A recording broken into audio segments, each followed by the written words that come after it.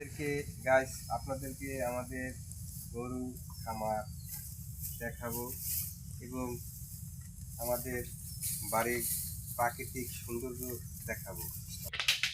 দেখছো কতগুলা, মাশাআল্লাহ। এগুলা সব বিক্রি করে দাও। এটা আমরা খাওয়ার জন্য। তুমি এগুলা খাইতে পারবে একা?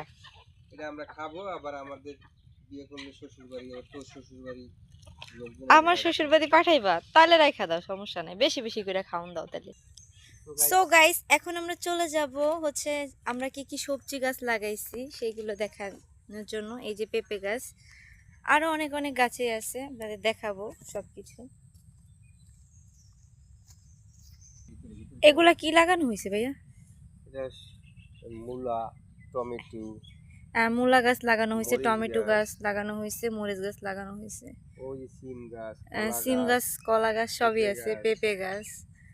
মাশাআল্লাহ, সব ফল গাছই আছে আমাদের।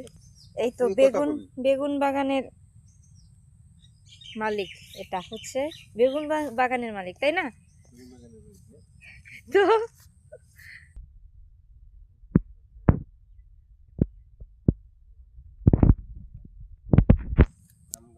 বেল গাছগুলা কিন্তু বড় হয়ে গেছে আগের তুলনায়, না? এখন ফল হইলেই হয়েছে। নারকেল গাছ আছে এদিকে, চালতা গাছ এদিকে।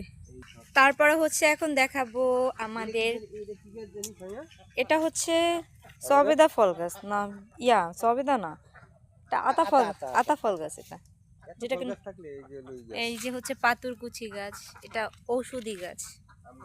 আম গাছ, কাঁঠাল গাছ, এদিকে সবই কাঁঠাল গাছ। লিচু গাছও আছে সাইডে, হ্যাঁ আনার গাছ। এদিকে ড্রাগন গাছ আছে।